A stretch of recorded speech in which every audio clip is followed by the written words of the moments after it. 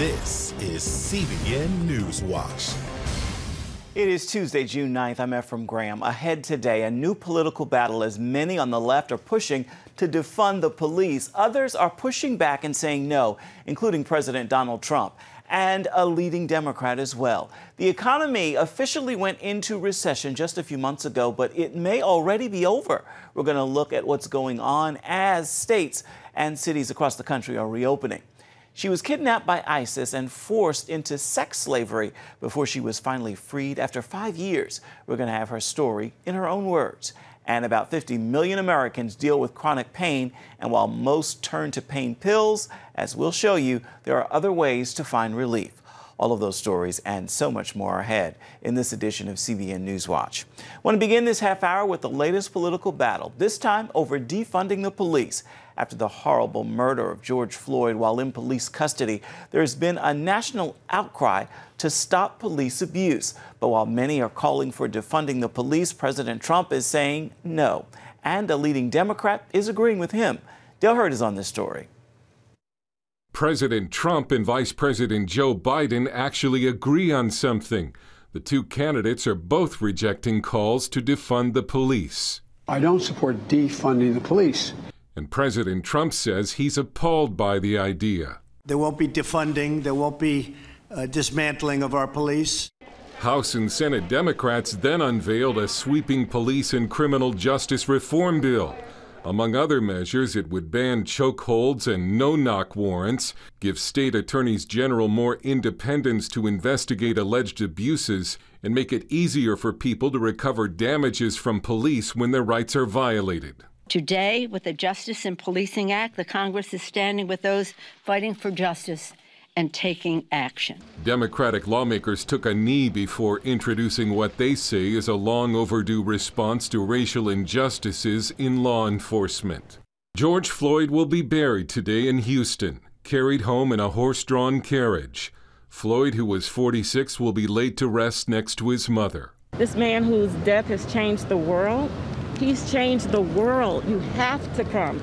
You have to. I can't explain it. The former police officer charged with murdering Floyd, Derek Chauvin, made a court appearance in Minneapolis via video feed and had his bail set at $1.25 million.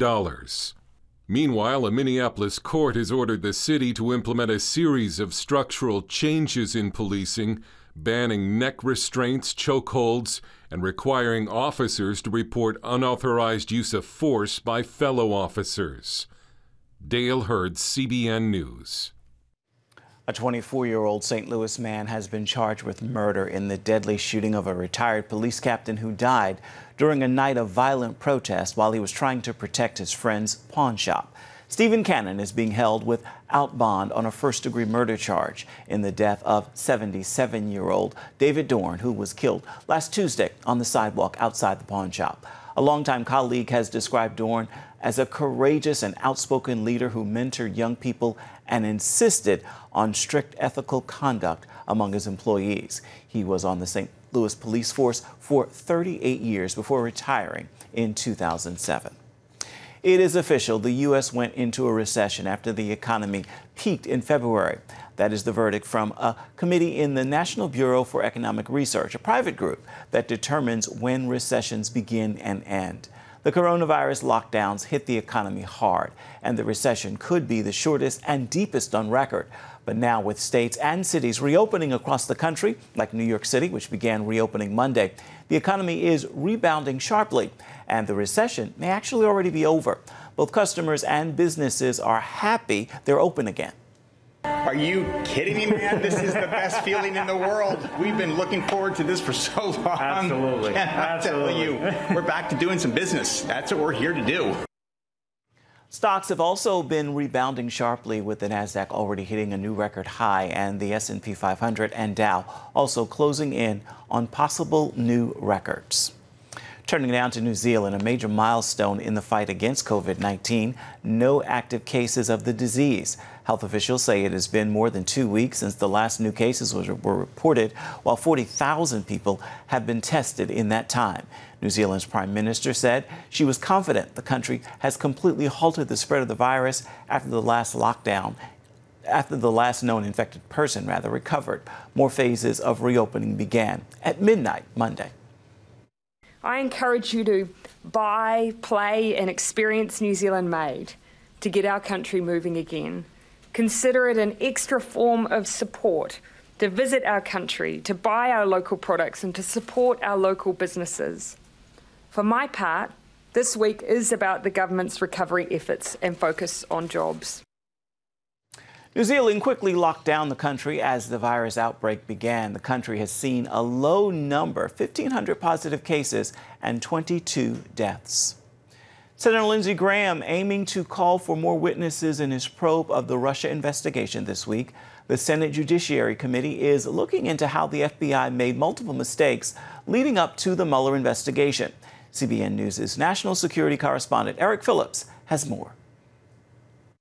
Tense moments for headline witness, former Deputy Attorney General Rod Rosenstein. He tried to explain that while he is accountable for mistakes made in the infamous Operation Crossfire Hurricane, he should not be to blame for them.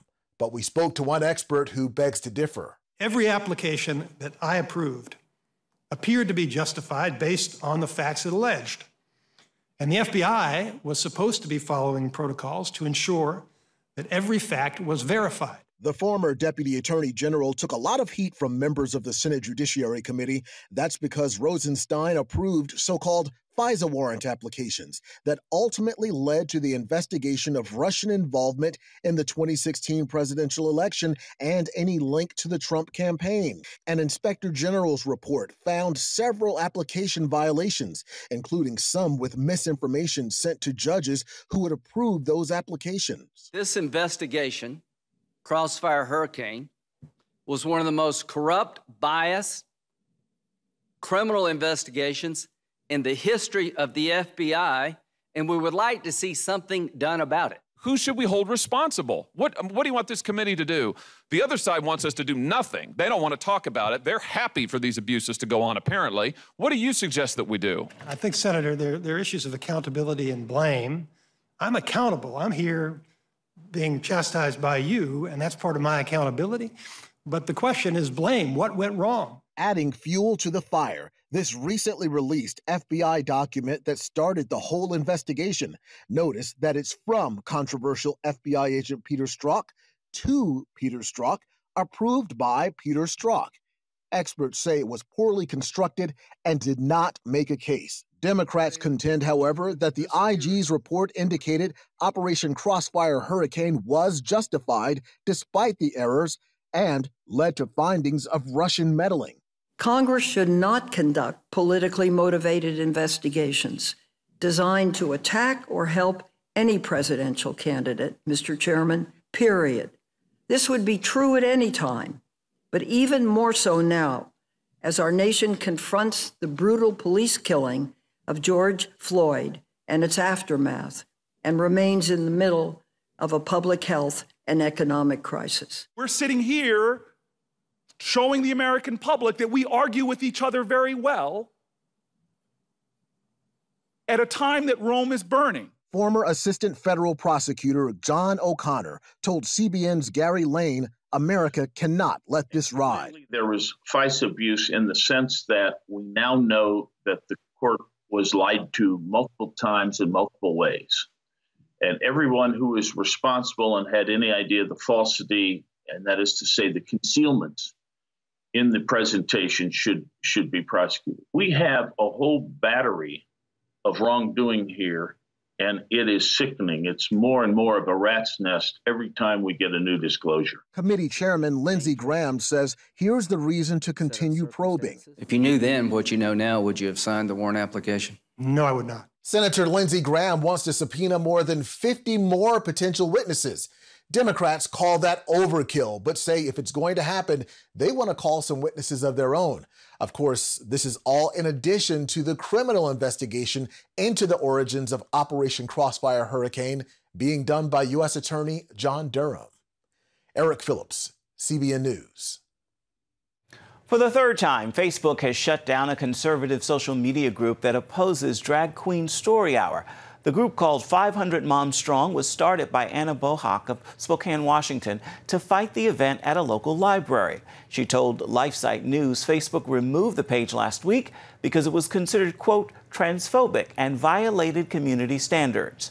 She believes Drag Queen Story Hour mocks femininity and says the group has no plans to slow down or to stop its activism. Coming up, she was captured by ISIS along with her entire family, and they were forced to convert to Islam. She and her 2 children were sold as slaves. We're going to tell you about their lives in slavery. Now she is free and sharing the horrors they suffered. We'll bring you that story when we come back.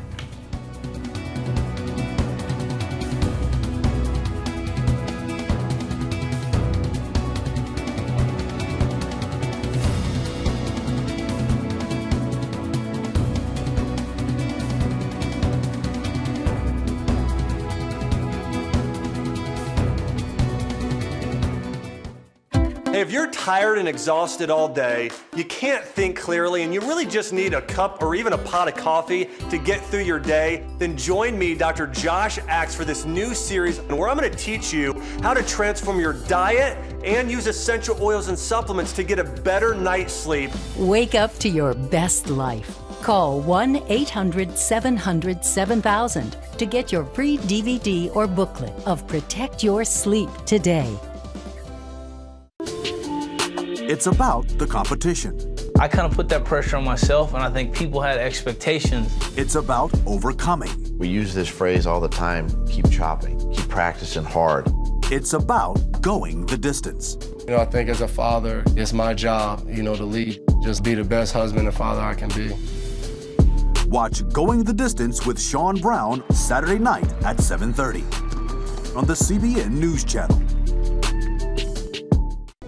Orphans Promise is committed to loving and serving at-risk children, to helping keep families together, and to creating opportunities for strong and sustainable communities around the world.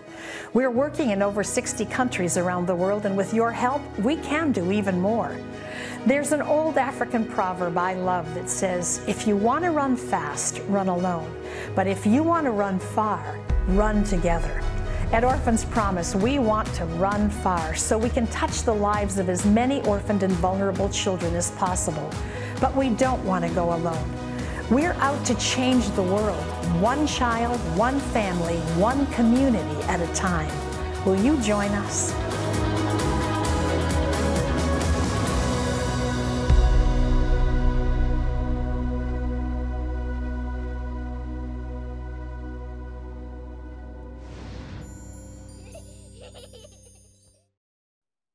Get the top political news and analysis from Washington on Faith Nation, tonight at 6 Eastern, only on the CBN News Channel.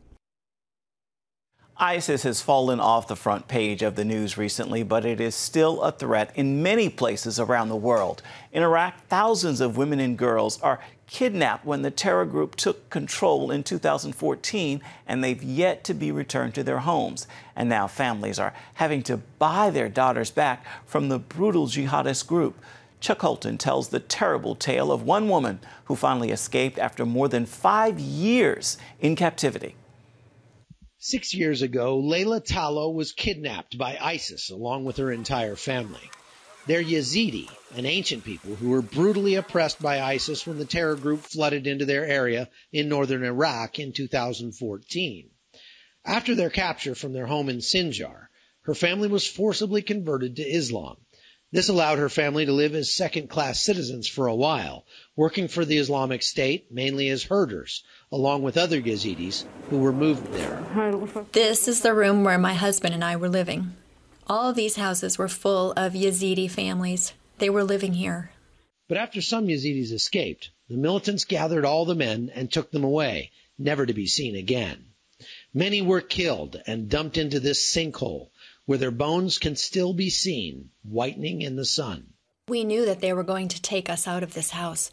We were worried about the mobile phones, that they would find out that we had mobile phones. So my brother's wife and I took the 2 mobile phones and buried them here. We hid them in the ground, and there were cigarettes, too. Without her husband to protect her, Tallo and her 2 children were sold as slaves. She and other Yazidi women were traded like livestock and raped repeatedly by every new owner. Twice she became pregnant, but the Saudi man responsible forced her to abort the babies, even though it was forbidden by ISIS. The city of Sinjar was liberated by Kurdish Peshmerga forces in late 2015. Days afterward, I toured the empty city.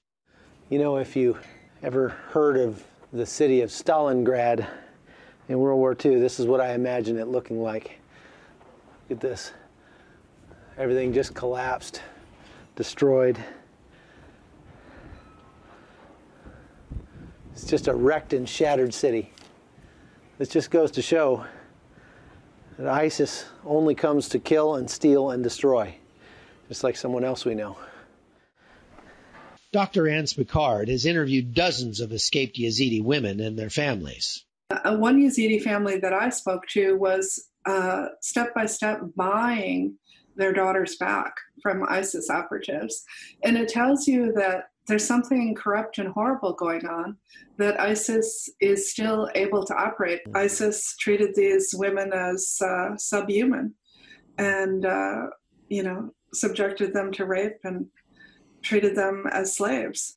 Finally, after being abused by at least 7 different men, Layla's family was able to secure her release by paying a ransom of over $19,000. She recently took journalists back to see where her ordeal took place. I wish I was back in the past, even if I was in the hands of the Islamic State. But at least then I was living with my family here. My brothers and my husband were alive. No matter how long the captivity, 5 years or more, as long as we were together and not separated, regardless of the suffering and no matter what happens, but not to lose them. The systematic abuse of women continues in many places, but only under ISIS was it given theological justification, and many women have yet to be freed. According to Kurdish authorities, at least 2,900 Yazidis have yet to be returned to their families, including more than 1,300 women and girls. When I was here, I never thought that one day I would be free. Now I am here and I am free, thank God, but I will never forget the suffering they caused us. But for Layla and those still waiting, closure won't come until every Yazidi girl comes home. For CBN News, I'm Chuck Holton. Still ahead, tens of millions of Americans suffer from chronic pain and often turn to pain pills for relief. But there are alternatives, and we're going to tell you about them right after this.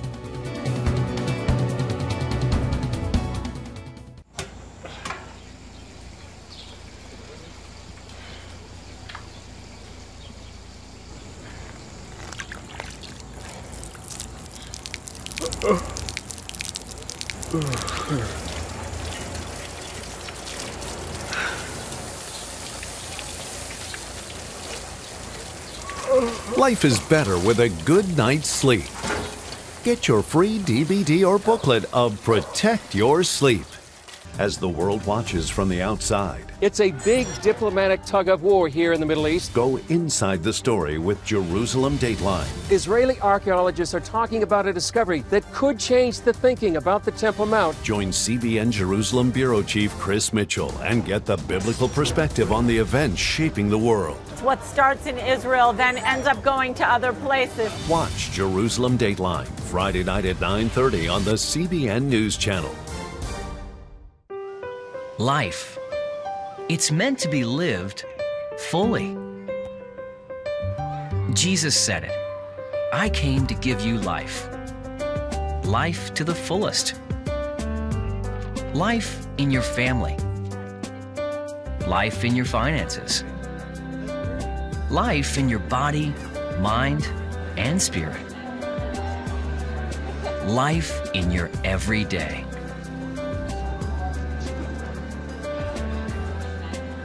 At CBN.com, we're taking what Jesus said seriously.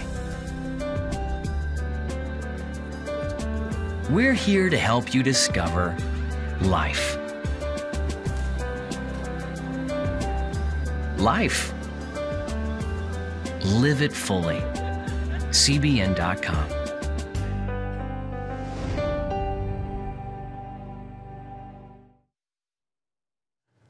Chronic pain is the kind that lasts 3 months or more, and about 50 million Americans struggle with some form of it. Many turn to pain pills for relief.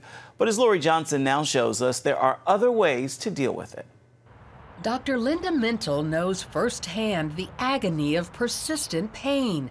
Months after an accidental fall, she only felt worse. When it got to the point where I couldn't stand, I couldn't sit, the only position I could be in was to be on my stomach, flat on the ground. I knew that was really, really bad. Even prescription pain pills failed. And I took one, and I thought I was having an out-of-body experience. It was worse. The feeling was worse than the actual feeling of pain that I was having. Like millions of Americans, Linda felt left alone to deal with her pain. You just want it to stop. You will do anything to get relief. Eventually, an operation made Linda's pain go away, but she was fortunate. Surgery isn't always successful or even an option for many chronic pain sufferers. As a psychologist, Linda wanted to help and teamed up with pain specialist Dr. James Cribbs to write Living Beyond Pain. The primary things that people suffer with are low back pain, neck pain, headaches, osteoarthritis, fibromyalgia, and also neuropathic diseases such as diabetes. Scientists tell us while the source can be anywhere in the body, the way we feel pain comes from the brain. Certainly the patients who relate to their pain and to their life in a positive way and submitting it to God have done much better. This involves replacing negative vibes with optimism. Like, here's a good example. I can't get out of bed today. That would be just, I just can't get up. Well, you could start the day and say, oh, I feel the pain today, but you know what? I'm going to do it slowly. I'm going to move, but I'm going to get myself out, and I'm going to get that first step. Another tool, write down the good things in your daily life in a gratitude journal. What that does, it activates different parts of your brain that are separate from the areas which are causing pain. It reinforces areas of your brain that's going to be focused on what's thankful. So you're actually starting to rewrite those areas and rewire those areas so that you're having less pain. Also, get involved with hobbies, social activities, and anything that might distract from the pain. The patients that I see really struggle are the ones where their pain has become the focus of their lives. Instead, visualize your best-case scenario, a process called guided imagery used by world-class athletes. Imagine your life with less pain. Imagine yourself being active, and your brain's going to start following those things. Doctors also recommend acupuncture and meditation. I meditate on His Word day and night, and I think about the Lord. And I'll tell you, those nights when I couldn't sleep, when I was dealing with that chronic pain, there were nights when I would just, in my bed, say, Jesus, Jesus. And I would just say His name, and there's power in the name of Jesus. Although many believe moving around can make their pain worse, studies show the opposite is true. Exercise really helps. Don't eat food that causes painful inflammation, like sugary and processed items. Instead, pursue a whole food, plant-based diet, which lowers inflammation. An added benefit will be a lighter load for your body to bear. To feel the pain 20% more if you have weight problems and you're overweight. So it's hard to lose weight, very difficult to do that, but it really will help your pain. So while people suffering from chronic pain may not get rid of it entirely, changing some behaviors can make it more manageable. Lori Johnson, CBN News. Coming up, in a move reflecting the biblical story of Jesus washing the feet of His disciples, a group of white police officers and community members came together to wash the feet of black faith leaders in a city in North Carolina. We're going to show you what happened and what it meant for that city when we come back. On October 1st, 1961, history was made when a tiny station began transmitting the first signals of the Christian Broadcasting Network. CBN, the Christian Broadcasting Network. And now, a new era has begun with the all-new CBN News Channel. Just moments ago, the Iron Dome intercepted an incoming rocket right on the Gaza border. And ministering in this area, spiritual warfare is definitely involved. a 24/7 news network, bringing you the news you want from a source you can trust. In Kenya, 40% of the medical services are actually provided by these Christian hospitals. Let's talk about the economy. Believers here are joining together to win people to Jesus Christ. All your favorite shows now in one place. Go to CBNNewsChannel.com to find out how to get the CBN News Channel on your TV all day, every day. CBN News.